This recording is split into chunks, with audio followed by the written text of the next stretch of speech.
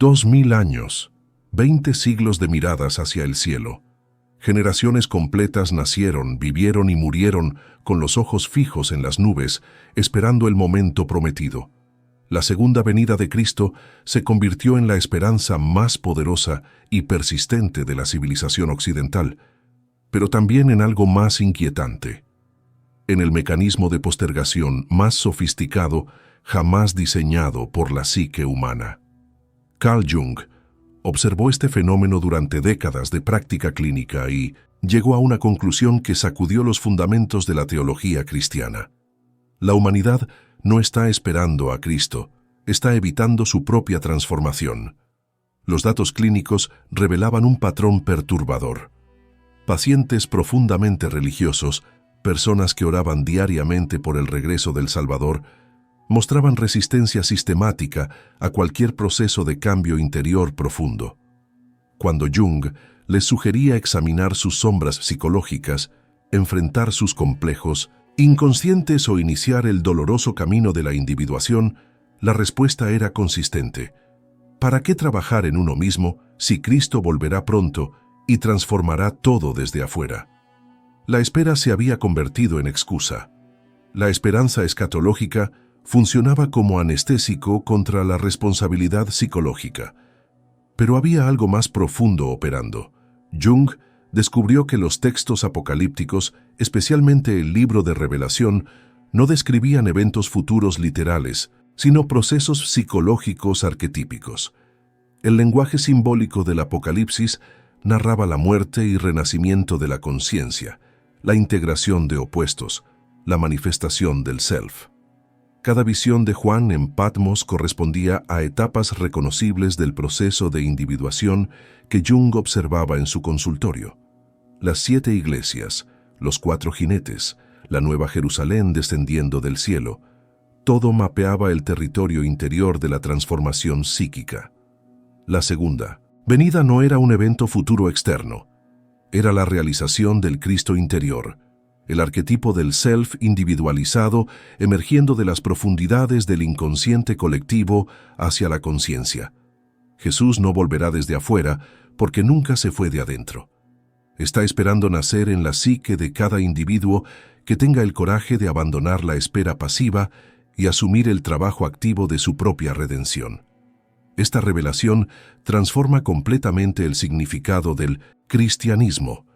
Si la segunda venida es interior, entonces cada persona lleva la responsabilidad de su propio apocalipsis personal, su propia crucifixión del ego, su propia resurrección del self.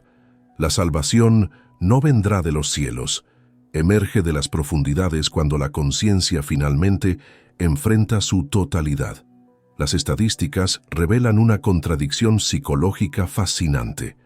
Según diversos estudios sobre religiosidad occidental, aproximadamente el 40% de cristianos practicantes afirma creer que la segunda venida ocurrirá durante su vida. Este porcentaje se mantiene notablemente estable a través de las décadas, lo que significa que cada generación considera que ellos son los elegidos para presenciar el evento. Esta creencia persistente de vivir en los tiempos finales no es nueva. Existe documentación continua desde el siglo I hasta hoy, mostrando que cada época cristiana se consideró a sí misma como la generación del Apocalipsis. El patrón es psicológicamente revelador. La esperanza escatológica no disminuye con el paso del tiempo ni se ajusta ante la evidencia histórica de predicciones fallidas. Al contrario, se refuerza con cada crisis social, con cada conflicto geopolítico, con cada desastre natural. Los eventos externos son interpretados sistemáticamente como señales del fin inminente, convirtiendo el mundo en un espejo de confirmación de la creencia preexistente. Esta inmunidad a la evidencia contraria sugiere que no estamos ante una predicción racional sobre el futuro, sino ante una necesidad psicológica profunda operando en el inconsciente colectivo. Pero la contradicción se profundiza cuando examinamos el comportamiento concreto. Aquellos que más fervientemente esperan el regreso inminente de Cristo, frecuentemente, son los mismos que más energía invierten en acumular seguridad material, en planificar su futuro terreno, en construir patrimonios que claramente esperan disfrutar durante décadas. La disonancia entre creencia declarada y comportamiento real es notable. Si verdaderamente creyeran que Cristo volverá mañana o el próximo año, la lógica sugeriría un desprendimiento radical de las preocupaciones mundanas. Sin embargo, los datos de conducta económica entre evangélicos apocalípticos muestran patrones de consumo y ahorro prácticamente idénticos a la población general. La esperanza escatológica coexiste confortablemente con la planificación a largo plazo sin generar aparente conflicto consciente. Jung identificó este patrón como un ejemplo clásico de disociación funcional. La mente mantiene simultáneamente dos sistemas de creencias contradictorios en compartimentos separados, evitando que entren en contacto consciente. La esperanza de salvación externa permanece en el ámbito religioso-emocional, mientras que la vida práctica opera bajo supuestos completamente distintos. Esta disociación no es accidental ni patológica en sentido clínico. Es adaptativa, permite a la psique mantener la esperanza consoladora sin tener que enfrentar las implicaciones radicales de tomarla verdaderamente en serio. Más inquietante aún es el patrón institucional. Las organizaciones religiosas que más énfasis ponen en la inminencia de la segunda venida son frecuentemente las mismas que construyen los planes de expansión más ambiciosos a largo plazo. Megaiglesias con capacidad para décadas, universidades cristianas, imperios mediáticos, inversiones financieras complejas. La estructura institucional revela lo que la teología oficial niega. Nadie realmente espera que Cristo vuelva pronto. La esperanza escatológica funciona como herramienta de motivación y control, no como expectativa genuina. Esta contradicción sistémica entre discurso escatológico y comportamiento institucional sugiere que algo más está ocurriendo bajo la superficie. La pregunta que Jung planteó en sus seminarios privados era devastadora en su simplicidad. Si la esperanza de la segunda venida se mantiene inmutable generación tras generación, a pesar de la evidencia acumulada de su no cumplimiento, ¿qué función psicológica está cumpliendo? Su respuesta, basada en décadas de observación clínica, fue esclarecedora. La esperanza de salvación externa permite evadir la responsabilidad de transformación interna. Es más cómodo esperar que un Salvador llegue desde afuera a hacer el trabajo difícil que enfrentar el doloroso proceso de muerte y renacimiento del ego que la verdadera individuación requiere. En 1952, Carl Jung recibió en su consultorio de Küsnacht a un pastor protestante que atravesaba una crisis espiritual devastadora. El hombre, a quien Jung más tarde referiría en sus escritos como el Reverendo M., había dedicado 30 años a predicar la inminencia de la segunda venida. Había interpretado cada evento mundial como señal del retorno de Cristo, había consolado a su congregación con la promesa de redención próxima, había construido toda su identidad pastoral alrededor de la esperanza escatológica, pero ahora, a sus 60 años, enfrentaba el colapso de su sistema de creencias, no porque hubiera dejado de creer en Cristo, sino porque algo más profundo se había quebrado. Ya no podía sostener la espera. La ansiedad de vivir en perpetua anticipación lo había consumido hasta el agotamiento psicológico completo. Jung reconoció inmediatamente el patrón. No era la primera vez que trataba casos de colapso escatológico. Durante su carrera había observado docenas de pacientes religiosos cuya espera del fin de los tiempos se había convertido en patología paralizante. Pero el caso del Reverendo M.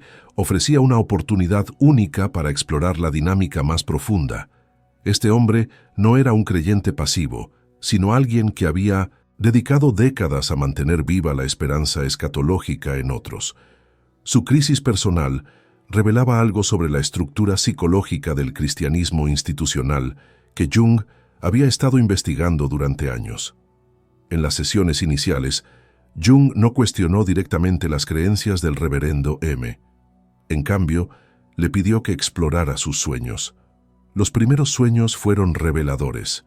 El pastor se veía a sí mismo esperando en una estación de tren donde nunca llegaba ningún tren, parado en un muelle donde ningún barco atracaba jamás, mirando un cielo vacío donde ninguna figura descendía.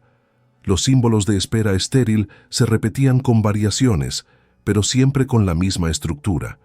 El soñante permanecía pasivo mientras esperaba algo que nunca llegaba. Jung comenzó a presionar suavemente. ¿Qué sucedería si el tren no va a llegar nunca?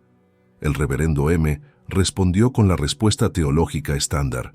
Cristo prometió volver y sus promesas son absolutas. Pero Jung percibió la desesperación bajo la ortodoxia. Este hombre ya no creía realmente en la respuesta que daba. Su inconsciente estaba gritando una verdad que su conciencia aún no podía aceptar. El punto de inflexión llegó en la sexta sesión. El reverendo M relató un sueño particularmente perturbador. Estaba en su iglesia, predicando sobre la segunda venida, cuando de repente notaba que Cristo ya estaba presente en la congregación, sentado entre los fieles, escuchando el sermón sobre su propio regreso futuro. Cuando el pastor en el sueño reconocía a Cristo, éste le hacía una pregunta silenciosa, pero devastadora con la mirada. ¿Por qué sigues esperándome cuando nunca me fui? Jung sabía que habían llegado al núcleo del conflicto. Le pidió al reverendo M que considerara una posibilidad radical. ¿Qué pasaría si la segunda venida no fuera un evento futuro externo, sino un proceso interno que cada persona debe realizar? ¿Qué pasaría si Cristo interior fuera el verdadero significado del símbolo y la esperanza de retorno externo fuera precisamente el obstáculo que impide su manifestación? El pastor quedó en silencio por varios minutos. Finalmente habló, y sus palabras revelaron la profundidad de su comprensión intuitiva. Si eso es verdad, entonces he pasado 30 años diciéndole a la gente que mire hacia afuera cuando deberían haber estado mirando hacia adentro. He sido un facilitador de la evasión espiritual. Este momento clínico fue crucial para Jung. Confirmaba su hipótesis sobre la función psicológica de la escatología cristiana, mantener la proyección del self en una figura externa futura para evitar el encuentro con el self interior presente. El cristianismo institucional había transformado el proceso de individuación en espera pasiva, la transformación activa en esperanza consoladora, la responsabilidad personal en dependencia de salvación externa. Jung comenzó a compartir con el reverendo M sus propias investigaciones sobre textos apocalípticos, particularmente su análisis en profundidad del libro de Revelación. Le mostró cómo cada símbolo apocalíptico correspondía a procesos psicológicos observables. La caída de Babilonia representaba la destrucción de estructuras de conciencia obsoletas. Los 7 sellos marcaban etapas progresivas de revelación interior. La batalla final entre Cristo y el Anticristo simbolizaba la integración de opuestos que ocurre en el proceso de individuación. Pero lo más revelador era el símbolo central, la Nueva Jerusalén descendiendo del cielo. Jung había llegado a comprender este símbolo como la manifestación del self, la totalidad psíquica descendiendo desde el inconsciente hacia la conciencia. No era una ciudad literal que aparecería en el futuro externo, sino la condición de completitud interior que emerge cuando el ego finalmente se alinea con el self. La Nueva Jerusalén es lo que cada persona se convierte cuando completa el proceso de individuación, cuando realiza su totalidad. El reverendo M escuchaba con una mezcla de fascinación y resistencia. La interpretación de Jung era elegante, psicológicamente coherente, profundamente significativa, pero también amenazaba el fundamento de toda su vida religiosa. Si aceptaba esta lectura, tenía que reconocer que había malinterpretado fundamentalmente el mensaje que había predicado durante décadas. Jung anticipó esta resistencia. No presionó para conversión intelectual inmediata. En cambio, propuso un experimento: que el reverendo M comenzara un proceso de amplificación de sus propios sueños apocalípticos, explorando qué le revelaban sobre su propia psique en lugar de interpretarlos como premoniciones de eventos externos. Durante las siguientes semanas, el material onírico se volvió cada vez más rico. El pastor soñó con una crucifixión personal donde él mismo era el crucificado, con una resurrección donde despertaba a una nueva forma de conciencia, con un encuentro directo con una figura luminosa que irradiaba tanto terror como amor incondicional. Esta figura no estaba fuera de él, sino en su centro más profundo, esperando ser reconocida. Jung identificó estos sueños como manifestaciones del arquetipo del self en su forma crística. El proceso de individuación del reverendo M había comenzado y estaba siguiendo el patrón clásico que Jung había observado en tantos otros pacientes.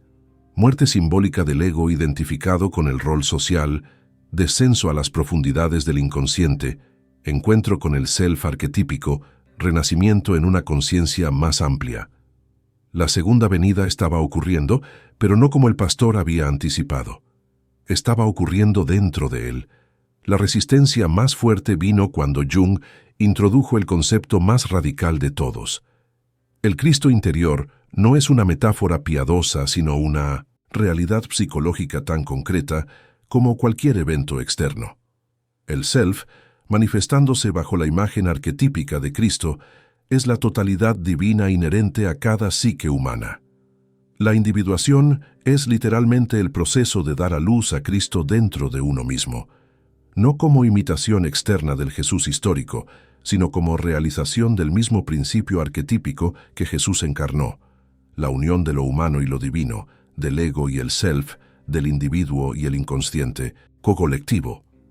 El reverendo M hizo la pregunta inevitable, pero entonces, ¿qué pasa con el Jesús histórico, con su promesa real de volver? Jung respondió con su característica precisión conceptual. El Jesús histórico fue una encarnación extraordinaria del arquetipo del self, pero su función no era ser esperado eternamente desde afuera. Su función era ser el modelo, el patrón arquetípico que muestra a cada persona cómo realizar su propio proceso de muerte y resurrección. Cuando Jesús dijo el reino de Dios está dentro de ustedes, no estaba hablando metafóricamente. Estaba indicando dónde ocurre la verdadera transformación. La segunda venida es la activación colectiva de este proceso interior, el momento en que la humanidad finalmente comprende que cada persona debe convertirse en Cristo a través de su propia individuación. Esta revelación desencadenó en el reverendo M una crisis profunda pero necesaria. Si Jung tenía razón, entonces toda la estructura de esperanza escatológica era un malentendido masivo, una proyección colectiva que impedía precisamente lo que prometía facilitar. La salvación no vendría de afuera porque no puede venir de afuera. La redención es un trabajo interior que cada persona debe realizar por sí misma. Cristo no volverá porque nunca debió ser esperado como figura externa. Debió ser reconocido como el arquetipo del self que cada persona lleva dentro, esperando ser realizado a través del doloroso pero transformador proceso de individuación. Jung profundizó la exploración mostrando al reverendo M material de sus propias investigaciones sobre sueños apocalípticos en la población general. Durante décadas, Jung había recolectado sueños con temática escatológica de pacientes sin conexión entre sí, y los patrones eran consistentes. Las personas soñaban con el fin del mundo no cuando había crisis externas objetivas, sino cuando atravesaban crisis internas de transformación psíquica. El apocalipsis onírico marcaba el fin de una forma de conciencia y el nacimiento de otra.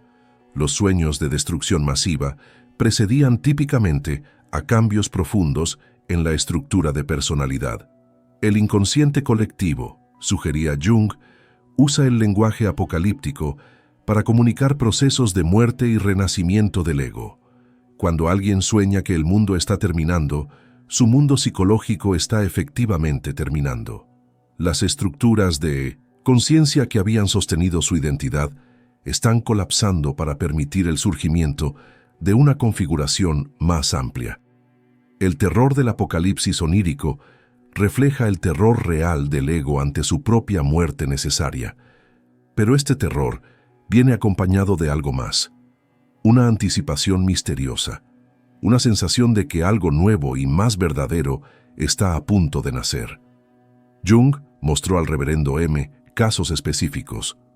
Una mujer de 40 años que soñó repetidamente con el fin del mundo justo antes de abandonar un matrimonio destructivo y descubrir su verdadera vocación. Un hombre de mediana edad cuyos sueños apocalípticos precedieron a un despertar espiritual que transformó completamente su relación con el sentido de su vida. Un joven que atravesó una crisis religiosa severa, soñó con la destrucción de todas las iglesias del mundo y emergió con una espiritualidad personal más profunda y auténtica que su fe anterior. En cada caso, el apocalipsis soñado no predecía eventos externos, sino procesos internos. El patrón era invariable. El inconsciente usa símbolos de destrucción cósmica para representar transformaciones individuales, porque, desde la perspectiva del ego identificado con su forma actual, cualquier transformación radical es literalmente el fin de su mundo. Jung luego introdujo un concepto más perturbador. La esperanza colectiva de la segunda venida podría estar funcionando como defensa masiva contra el Linosis, apocalipsis interior que cada persona debe atravesar. Al proyectar el proceso de transformación en un evento futuro externo, la humanidad evita enfrentar el proceso presente interno. La espera escatológica colectiva es una forma de resistencia colectiva a la individuación. Es más cómodo imaginar que Cristo volverá desde afuera a transformar el mundo que aceptar que Cristo debe nacer dentro de cada persona a través del doloroso proceso de muerte del ego y renacimiento del self. El reverendo M comenzó a ver las implicaciones devastadoras. Si Jung tenía razón, entonces cada sermón sobre la segunda venida, cada conferencia profética, cada interpretación de señales del fin de los tiempos funcionaba inadvertidamente como anestésico contra la transformación real. La comunidad religiosa, en su esperanza sincera de redención futura, estaba evitando sistemáticamente la redención presente que requiere trabajo interior radical. La ironía era cruel. Aquellos que más esperaban a Cristo eran precisamente los que más resistían su nacimiento interior. Jung entonces reveló un descubrimiento de sus investigaciones en textos gnósticos tempranos y escritos de místicos cristianos marginados por la ortodoxia. Muchas tradiciones cristianas esotéricas habían comprendido la segunda venida exactamente como Jung la interpretaba, como proceso interior de realización del Cristo que mora en cada alma. Los primeros gnósticos hablaban del Cristo interior como la chispa divina esperando ser avivada en cada persona. Los místicos medievales describían la unión con Cristo no como espera pasiva, sino como transformación activa, donde el alma individual se convierte en morada de lo divino. Meister Eckhart había escrito que Dios debe nacer en el alma de cada persona, y este nacimiento es más importante que el nacimiento histórico de Jesús en Belén. Estas tradiciones marginadas habían preservado la comprensión psicológica auténtica del cristianismo, pero fueron sistemáticamente suprimidas por la ortodoxia institucional. El reverendo M hizo la pregunta que Jung había estado esperando. ¿Por qué la Iglesia suprimió esta interpretación y promovió en cambio la esperanza de retorno externo? La respuesta de Jung fue directa y devastadora, porque una institución religiosa no puede mantener control sobre personas que han realizado su propia divinidad interior.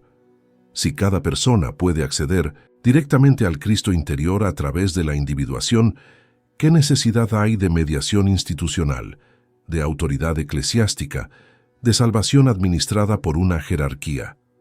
La esperanza de segunda venida externa mantiene a los creyentes en estado de dependencia permanente, esperando que la institución les diga cuándo y cómo vendrá la salvación.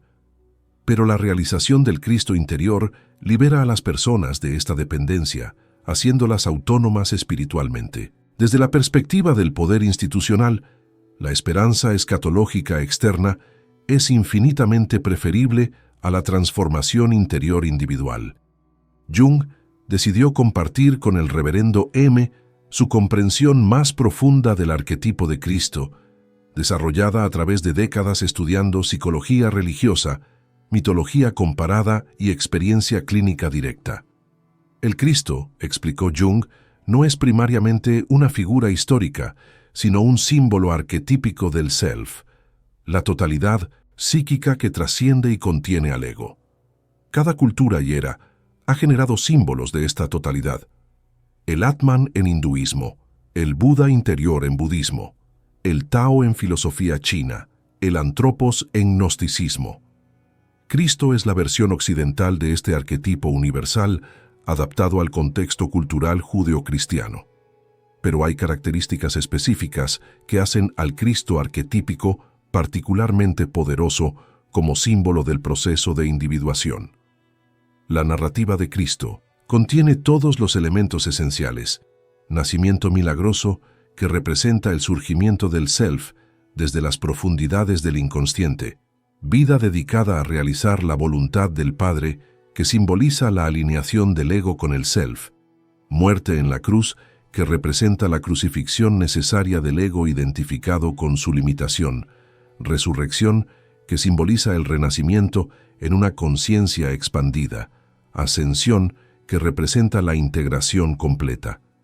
La vida de Cristo es literalmente un mapa del proceso de individuación codificado en narrativa mítica. Jung mostró al reverendo M cómo los pacientes en proceso profundo de individuación frecuentemente experimentaban sueños y visiones con simbología crística, incluso cuando no tenían background cristiano consciente. El arquetipo del self emerge espontáneamente bajo formas culturalmente condicionadas y en Occidente frecuentemente toma la imagen de Cristo o figuras relacionadas. Una paciente judía soñó con una figura luminosa que combinaba características de Cristo y del Mesías esperado. Un paciente agnóstico tuvo una visión de sí mismo crucificado y resucitado, sin poder explicar de dónde vino la imaginería. El inconsciente colectivo contiene estos patrones arquetípicos independientemente de las creencias conscientes del ego.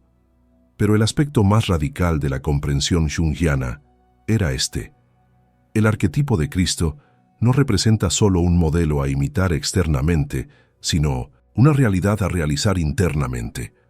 Cada persona lleva el potencial de esta totalidad, esta unión de lo humano y lo divino, dentro de su propia psique. La individuación es literalmente el proceso de dar a luz al Cristo interior, de permitir que el self se manifieste a través de la personalidad individual. No es imitación sino realización. No es seguir a Cristo externamente, sino convertirse en Cristo internamente. No en sentido blasfemo de inflación egoica, sino en el sentido de realizar el mismo arquetipo que Cristo encarnó. El reverendo M expresó la resistencia teológica predecible, pero esto reduce a Cristo a un símbolo psicológico, niega su realidad histórica única, elimina su divinidad objetiva. Jung respondió con una distinción crucial que había desarrollado en sus escritos sobre psicología y religión. Decir que Cristo es un símbolo arquetípico no niega su realidad histórica ni su significado trascendente. Los símbolos más poderosos tienen múltiples niveles de realidad simultáneamente. Cristo fue una persona histórica, es un símbolo arquetípico, representa una realidad trascendente. Estas dimensiones no se contradicen, se complementan. El error es reducir Cristo a cualquiera de estas dimensiones exclusivamente. Insistir solo en la historicidad literal pierde el significado psicológico. Insistir solo en el simbolismo pierde el impacto de la encarnación histórica. La comprensión completa requiere mantener todos los niveles en tensión creativa. Jung entonces reveló su conclusión más provocativa. Jesús histórico fue tan significativo precisamente porque encarnó consciente y completamente el arquetipo del self. Él realizó en su vida individual lo que el arquetipo representa. Por eso su vida se convirtió en el símbolo supremo del proceso de individuación para Occidente. Él no solo enseñó el camino, lo vivió completamente. Su crucifixión fue real e histórica, pero simultáneamente simboliza la muerte del ego que cada persona debe experimentar. Su resurrección fue real e histórica, pero simultáneamente representa el renacimiento en conciencia expandida que es posible para todos. El Cristo histórico se convirtió en Cristo arquetípico precisamente porque realizó tan completamente la totalidad del self. Pero aquí está el punto crucial que la doctrina de la segunda venida oscurece. La función de Cristo no era regresar eternamente desde afuera para salvar a la humanidad de forma pasiva. Su función era mostrar el camino, ser el modelo, demostrar que la unión de lo humano y divino es posible. Cuando Jesús dijo el Padre y yo somos uno, estaba describiendo la realización del self. Cuando dijo ustedes harán obras mayores que estas, estaba invitando a otros a realizar el mismo proceso. Cuando dijo el reino de Dios está dentro de ustedes, estaba indicando precisamente dónde debe ocurrir la transformación. La segunda venida, entonces, no es el retorno del Cristo histórico desde afuera, sino el nacimiento del Cristo arquetípico dentro de cada persona. Es la individuación colectiva, el momento en que suficientes personas realizan su propio Cristo interior para transformar la conciencia colectiva. No es un evento externo futuro, sino un proceso interno presente que debe ser activado individualmente, pero tiene consecuencias colectivas. El reverendo M. sintió que algo fundamental se estaba reconfigurando en su comprensión. Si esto era cierto, entonces su rol como pastor no era mantener viva la esperanza de salvación externa, sino facilitar el proceso de transformación interna en cada miembro de su congregación. No era predicar sobre el Cristo que vendrá, sino ayudar a las personas a despertar al Cristo que ya está presente dentro de ellas, esperando ser reconocido y realizado. Las implicaciones de esta reinterpretación eran enormes, y Jung las exploró metódicamente con el reverendo M. Si la segunda venida es interior, entonces cada elemento de la escatología cristiana debe ser reinterpretado psicológicamente. El juicio final no es un evento externo, donde un Cristo cósmico separa a justos de condenados, sino el proceso interior donde la conciencia finalmente enfrenta y asume responsabilidad total por su sombra, integrando los aspectos rechazados de la personalidad. La separación de ovejas y cabras representa la discriminación consciente entre lo que debe ser integrado y lo que debe ser transformado en la psique. Los nuevos cielos y nueva tierra no describen una renovación cósmica literal, sino la transformación radical de la percepción que ocurre cuando el ego se alinea con el self. Quien completa la individuación literalmente habita un mundo nuevo, no porque el mundo externo haya cambiado, sino porque la conciencia que lo percibe se ha transformado completamente. Los textos apocalípticos describen con precisión cómo se siente este proceso desde adentro, como si el mundo viejo estuviera muriendo y uno nuevo naciendo. Y psicológicamente, eso es exactamente lo que está ocurriendo. La resurrección de los muertos simboliza el retorno a la conciencia de contenidos psíquicos que habían sido reprimidos, enterrados en el inconsciente. Durante el proceso de individuación, aspectos de la personalidad que habían estado muertos para la conciencia son resucitados, integrados, devueltos a la vida psíquica. El lago de fuego donde son arrojados aquellos que no están escritos en el libro de la vida representa el proceso de transformación alquímica donde los contenidos psíquicos que resisten la integración deben ser purificados por el fuego del sufrimiento consciente hasta que puedan ser asimilados. Jung mostró al reverendo M. cómo esta reinterpretación psicológica ilumina pasajes que son incomprensibles o moralmente problemáticos cuando se leen literalmente.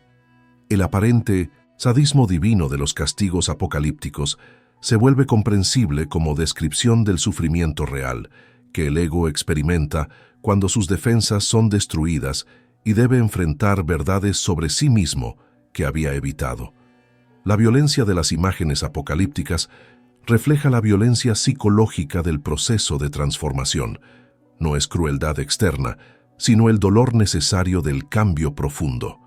Pero la implicación más radical era esta: si cada persona debe realizar su propio apocalipsis interior, entonces la salvación no puede ser colectiva y pasiva. No habrá un momento donde Cristo regrese y transforme a todos simultáneamente desde afuera. Cada individuo debe atravesar su propio proceso de muerte y renacimiento. La individuación no puede ser delegada ni realizada vicariamente por otro. Nadie puede individuarse por ti. Ni Cristo externo, ni iglesia, ni sistema religioso puede hacer el trabajo que cada persona debe hacer por sí misma. El reverendo Heme vio inmediatamente por qué esta verdad es tan resistida. Aceptarla significa asumir completa responsabilidad por la propia transformación espiritual. Significa abandonar la comodidad de esperar salvación externa. Significa enfrentar el terror de la muerte del ego sin garantías externas de que habrá resurrección. Significa atravesar el descenso a las profundidades del inconsciente sin saber si emergerás del otro lado. Es infinitamente más fácil esperar que Cristo haga todo el trabajo desde afuera. Jung continuó: esta es precisamente la razón por la cual la doctrina de la segunda venida externa es tan popular y persistente. Ofrece esperanza sin requerir transformación. Promete salvación sin exigir el trabajo doloroso de individuación. Permite a las personas mantener sus egos intactos mientras esperan que una intervención divina externa los salve de tener que cambiar fundamentalmente. Es el opio del pueblo en el sentido más preciso.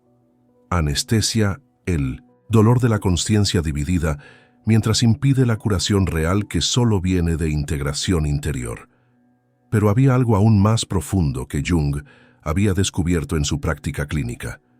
Las personas que realmente iniciaban el proceso de individuación, que abandonaban la espera pasiva y asumían el trabajo activo de realización del self, frecuentemente experimentaban lo que solo podía describirse como la segunda venida interior. Reportaban encuentros directos con una presencia divina que emanaba desde su propio centro. Experimentaban una transformación tan radical que sentían haber muerto y renacido. Describían una consciencia expandida donde la separación entre lo humano y lo divino se disolvía. Estos no eran estados místicos vagos, sino experiencias concretas y transformadoras que reestructuraban permanentemente la personalidad. Jung había observado docenas de estos casos, una y otra vez. Pacientes que completaban el proceso de individuación reportaban experiencias que coincidían sorprendentemente con las descripciones místicas de unión con Cristo. No estaban imitando o imaginando, estaban experimentando directamente el arquetipo del self en su forma crística, y esta experiencia era tan real y transformadora como cualquier evento externo. La segunda venida estaba ocurriendo, pero dentro de individuos, no en el cielo externo. El reverendo M. hizo entonces la pregunta más profunda: si esto es verdad, ¿qué sucede con aquellos que mueren sin haber completado su individuación, sin haber realizado su Cristo interior? Jung respondió con su característica honestidad: no lo sabemos. La psicología solo puede hablar de lo observable en esta vida. Pero si hay algo después de la muerte, parece probable que el proceso de individuación continúa, porque el impulso del self hacia la realización parece ser la fuerza más fundamental en la psique. El inconsciente no abandona su proyecto de totalización. Quizás lo que las religiones llaman purgatorio es simplemente la continuación del proceso de individuación después de la muerte. Pero estas son especulaciones. Lo que sabemos con certeza es esto: la oportunidad de realizar el Cristo interior está disponible ahora en esta vida para quien tenga el coraje de iniciar el proceso. Jung profundizó en los mecanismos psicológicos específicos que hacen tan seductora la esperanza escatológica externa. El primer mecanismo es la proyección. El ego proyecta el self en una figura externa futura, permitiendo admirarla y esperarla sin tener que enfrentar su presencia perturbadora en el interior.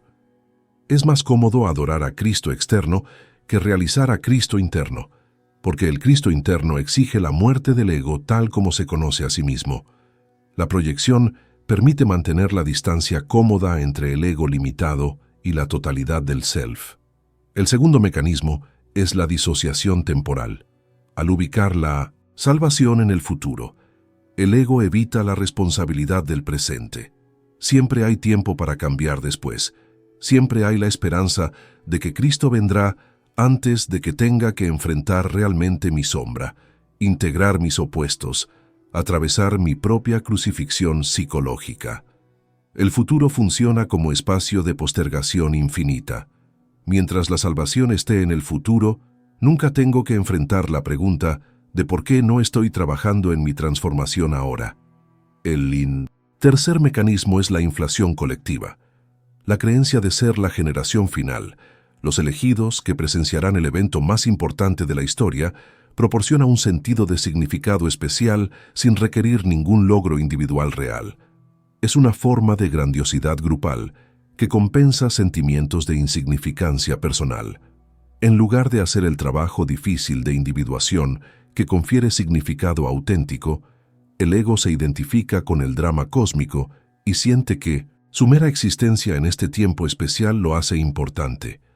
El cuarto mecanismo es la evasión de responsabilidad. Si Cristo volverá pronto para arreglar todo, ¿por qué trabajar en cambiar el mundo o cambiarme a mí mismo? Las injusticias sociales, las estructuras opresivas, los patrones destructivos personales pueden ser tolerados porque todo será transformado desde afuera pronto. La esperanza escatológica frecuentemente funciona como justificación para la pasividad moral y la inercia espiritual. Jung había observado este patrón clínicamente. Pacientes con fuerte esperanza escatológica frecuentemente mostraban resistencia a cambiar patrones destructivos en sus vidas porque en algún nivel inconsciente esperaban que una intervención divina externa los liberara sin que ellos tuvieran que hacer el trabajo difícil de transformación personal. Pero el mecanismo más insidioso era el quinto, la evitación del encuentro directo con lo luminoso. El arquetipo del self, cuando es contactado directamente en el interior, es abrumadoramente poderoso. Rudolf Otto lo llamó lo luminoso, mysterium tremendum et fascinans, el misterio que simultáneamente aterroriza y fascina. Experimentar directamente la presencia del self es confrontar algo que trasciende completamente al ego, que revela la relatividad de todas las estructuras conscientes, que exige rendición total. Es aterrador en el sentido más literal. La proyección del self en una figura externa futura permite mantenerlo a distancia segura, admirarlo sin tener que experimentarlo directamente, hablar de él sin tener que ser transformado por él. Jung compartió con el reverendo M. casos donde pacientes habían experimentado encuentros directos con el self durante el proceso de individuación. Las descripciones eran consistentes: sensación de presencia abrumadora, pérdida temporal de los límites del ego, experiencia de luz interior insoportablemente brillante, sentimiento de ser conocido completamente hasta los aspectos más ocultos, terror mezclado con éxtasis, certeza absoluta de estar en presencia de algo infinitamente más grande que el yo personal. Estos encuentros eran frecuentemente precedidos por períodos de extrema resistencia y defensa, porque el ego intuye que el encuentro con el self significará su muerte como centro absoluto de la personalidad. El reverendo M. reconoció que él mismo había evitado sistemáticamente este tipo de encuentro interior. Su piedad externa, sus años de servicio religioso, su esperanza sincera de la segunda venida, todo había funcionado como defensa sofisticada contra el encuentro directo con lo divino en su interior. Era más cómodo esperar a Cristo externo que enfrentar a Cristo interno. Porque Cristo interno exige todo, no permite componendas, no acepta piedad superficial, insiste en transformación radical completa. Jung entonces reveló una observación perturbadora de su práctica. Las personas más religiosamente activas frecuentemente eran las más defendidas contra experiencia religiosa genuina. La actividad religiosa externa, la ortodoxia doctrinal, la participación en rituales comunitarios, todo podía funcionar como sustituto de encuentro transformador real con lo luminoso. Era posible dedicar toda una vida a la religión sin nunca experimentar lo que la religión señala. La esperanza escatológica podía ser la defensa suprema, mantener la atención fijada en un futuro externo para evitar el presente interior donde lo divino espera ser encontrado. Pero Jung también observaba el patrón opuesto. Cuando alguien finalmente dejaba caer las defensas y permitía el encuentro directo con el self, la experiencia era tan transformadora que toda la vida anterior parecía haber sido preparación para ese momento. El terror inicial daba paso a reconocimiento.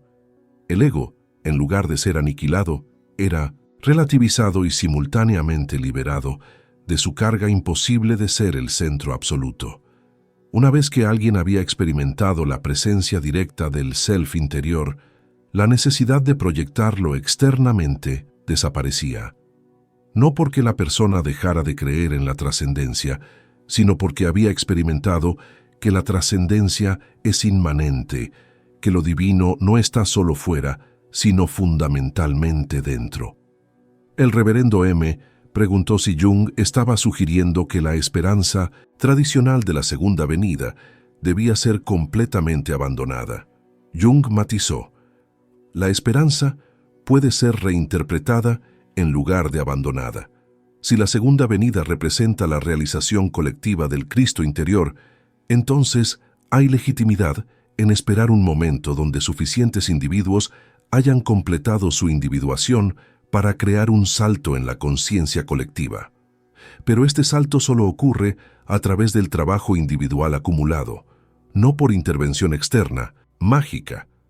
La esperanza escatológica es válida si motiva el trabajo de transformación interior. Es destructiva si lo sustituye. Jung entonces abordó la pregunta más incómoda. Si esta interpretación del cristianismo es psicológicamente más coherente y espiritualmente más profunda que la doctrina de segunda venida externa, ¿por qué la ortodoxia cristiana la suprimió tan sistemáticamente? La respuesta, sugirió Jung, tiene que ver con las dinámicas de poder institucional y las necesidades de control social. Una institución religiosa requiere dependencia para mantener su autoridad. Si la salvación viene solo de Cristo externo, mediado por la Iglesia, entonces la institución es indispensable. Pero si la salvación es realización interior directa del Cristo que mora en cada persona, la mediación institucional se vuelve secundaria.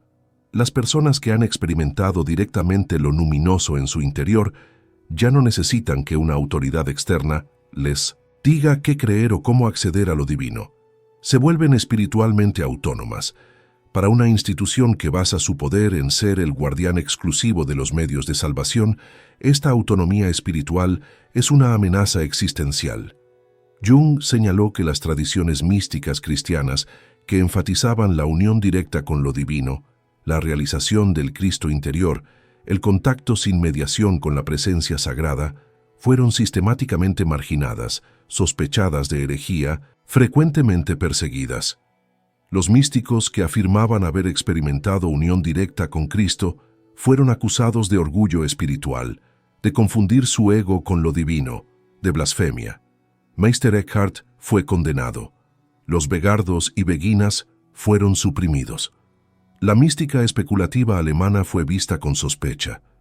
Los gnósticos fueron erradicados, no por accidente, sino porque todas estas corrientes representaban la espiritualidad de experiencia directa versus la espiritualidad de mediación institucional.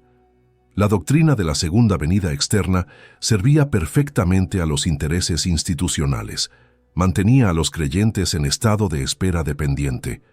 La Iglesia podía posicionarse como la autoridad que interpreta las señales del fin de los tiempos, que prepara a los fieles para el retorno de Cristo, que administra los sacramentos necesarios para estar listo cuando llegue el momento. Todo giraba alrededor de la institución como intermediaria indispensable. Pero si la segunda venida es interior, si cada persona puede y debe realizar su propio Cristo sin mediación externa, entonces, ¿qué necesidad hay de la institución tal como está estructurada? Jung también observó una dimensión más profunda y perturbadora. La doctrina de segunda venida externa permitía evitar las implicaciones radicales del mensaje de Jesús. Cuando Jesús dijo, «El reino de Dios está dentro de ustedes», estaba afirmando algo revolucionario, que lo divino es accesible directamente en el interior de cada persona. Cuando dijo «ustedes harán obras mayores que estas», estaba sugiriendo que sus seguidores podían alcanzar el mismo nivel de realización que él. Cuando dijo «el Padre y yo somos uno», estaba describiendo una unión que podría ser experimentada por otros. Pero estas afirmaciones son peligrosas para el orden social y religioso establecido. Si cada persona puede experimentar directamente lo divino, realizar su propia divinidad interior, alcanzar unión con el fundamento sagrado del ser, entonces toda la estructura jerárquica de mediación se vuelve cuestionable. Jung sugirió que la cristiandad institucional temprana enfrentó una elección: enfatizar el mensaje radical de transformación interior inmediata y directa, o desarrollar una estructura institucional estable que pudiera sobrevivir en el tiempo. Eligió lo segundo, y esa elección requirió proyectar la transformación radical hacia el futuro, convertir el reino presente en reino futuro, transformar la realización interior disponible ahora en salvación externa que vendrá después. El mensaje de urgencia inmediata fue convertido en esperanza de intervención futura. El reverendo M. expresó resistencia, pero sin la estructura institucional, el cristianismo se habría fragmentado en miles de interpretaciones individuales sin coherencia. Jung aceptó el punto, pero señaló el costo. La coherencia institucional se logró a expensas de la experiencia transformadora directa. La ortodoxia se convirtió en sustituto de la gnosis. La creencia correcta reemplazó a la experiencia personal. La esperanza futura sustituyó a la realización presente. Y el mensaje central, la posibilidad de experimentar directamente la unión con lo divino en esta vida, fue efectivamente encubierto. Jung también mencionó factores psicológicos colectivos. La humanidad en general no está lista para asumir la responsabilidad de su propia divinidad. Es más cómodo proyectar lo divino completamente fuera, adorarlo a distancia segura, esperar que intervenga desde el exterior. La idea de que cada persona lleva dentro el potencial de lo divino es simultáneamente liberadora y aterradora. Libera de dependencia externa, pero impone responsabilidad total por la propia transformación. La mayoría de las personas, sugirió Jung, prefiere la seguridad de la dependencia al terror de la libertad espiritual. La esperanza de segunda venida externa, entonces, no es solo una imposición institucional desde arriba, sino también una respuesta a necesidades psicológicas colectivas desde abajo. Las masas quieren ser salvadas, no asumir el trabajo de su propia salvación. Quieren un salvador externo que haga el trabajo difícil por ellos. La doctrina de segunda venida les da exactamente eso: la promesa de salvación sin costo de transformación personal radical. Pero Jung veía señales de que esto estaba cambiando. En el siglo XX, observaba un despertar creciente de interés en espiritualidad experiencial, en psicología profunda, en prácticas contemplativas, en tradiciones místicas previamente marginadas. Las personas estaban cada vez más insatisfechas con religión de segunda mano, con creencias heredadas sin experiencia personal, con esperanzas abstractas sin transformación concreta. Buscaban experiencia directa de lo sagrado. Este despertar, sugería Jung, podría ser el verdadero significado de la segunda venida. No el retorno de una figura externa, sino el despertar colectivo al Cristo interior, el nacimiento de conciencia de la posibilidad de individuación espiritual en suficientes personas para crear un cambio en el inconsciente colectivo mismo. Jung condujo al reverendo M a la revelación final que sintetizaba todo el proceso. El Apocalipsis no es el fin del mundo, sino el fin de una forma de conciencia. Es la muerte de la conciencia egocéntrica limitada y el nacimiento de conciencia centrada en el self. La segunda venida es el momento arquetípico de este nacimiento y está ocurriendo ahora, en este momento, en cada persona que tiene el coraje de iniciar el proceso de individuación. Cristo no está viniendo desde afuera en algún momento futuro. Cristo está emergiendo desde adentro en cada momento presente, donde alguien elige enfrentar su sombra, integrar sus opuestos, morir a su identidad limitada y renacer en totalidad. El reverendo M. experimentó lo que Jung reconoció como un momento de metanoia, el cambio radical de conciencia que los textos griegos del Nuevo Testamento describen como conversión. Pero no era conversión a una nueva creencia externa, sino transformación de comprensión interior. Veía que había pasado décadas predicando sobre Cristo sin comprender realmente lo que Cristo representa. Había mantenido a su congregación esperando salvación externa, cuando debería haber estado facilitando transformación interna. Había sido, sin saberlo, un agente de la postergación espiritual en lugar de la realización espiritual. Jung le aseguró que este reconocimiento doloroso era parte necesaria de su propio proceso de individuación. El ego pastoral, identificado con el rol de guardián de la ortodoxia, tenía que morir para que emergiera una comprensión más profunda. Este era su apocalipsis personal, su propia segunda venida interior. El dolor que sentía era el dolor de la crucifixión del ego que precede a la resurrección en conciencia más amplia. En sus últimas sesiones, el reverendo M. y Jung exploraron las implicaciones prácticas. ¿Cómo podría el pastor comunicar esta comprensión a su congregación sin causar confusión o escándalo? Jung sugirió un enfoque gradual, continuar usando el lenguaje tradicional, pero ampliando progresivamente su interpretación. Predicar sobre la segunda venida, pero enfatizando que debemos prepararnos, no esperando pasivamente, sino transformándonos activamente. Hablar del Cristo que viene, pero señalando que viene desde las profundidades de cada corazón humano. Mantener la continuidad con la tradición mientras progresivamente profundizando su significado psicológico. Jung también enfatizó que esta reinterpretación no hace al cristianismo menos verdadero, sino más verdadero. No niega la realidad espiritual, sino que la hace más accesible. No reduce lo divino a lo psicológico, sino que reconoce que lo psicológico es el lugar donde lo divino se manifiesta en la experiencia humana concreta. El Cristo interior es tan real, tan divino, tan transformador como cualquier Cristo externo podría ser. La diferencia es que el Cristo interior puede ser experimentado directamente, ahora, por quien esté dispuesto a hacer el trabajo. El reverendo M. salió del proceso terapéutico transformado.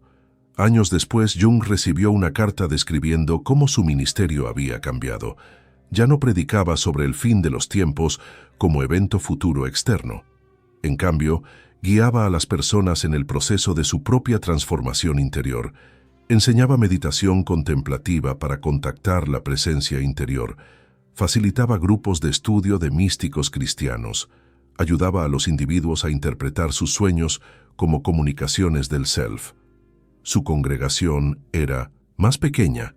Muchos se habían ido buscando la certeza de la profecía tradicional, pero los que permanecían experimentaban algo más profundo: transformación real en lugar de esperanza abstracta. Jung guardó esta carta como evidencia de que la reinterpretación psicológica del cristianismo no era solo teoría académica, sino camino practicable de transformación espiritual auténtica.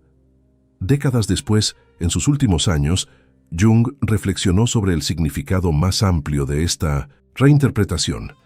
Veía la resistencia a la idea de Cristo interior como síntoma de la inmadurez espiritual colectiva de la humanidad.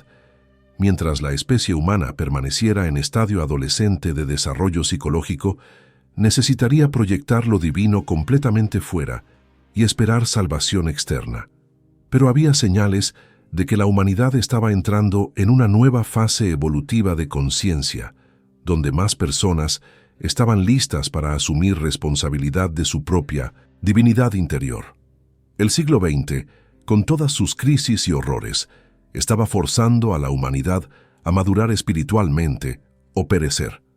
Jung veía el interés creciente en psicología profunda, en espiritualidades contemplativas, en experiencia directa de lo sagrado, como señales de este despertar.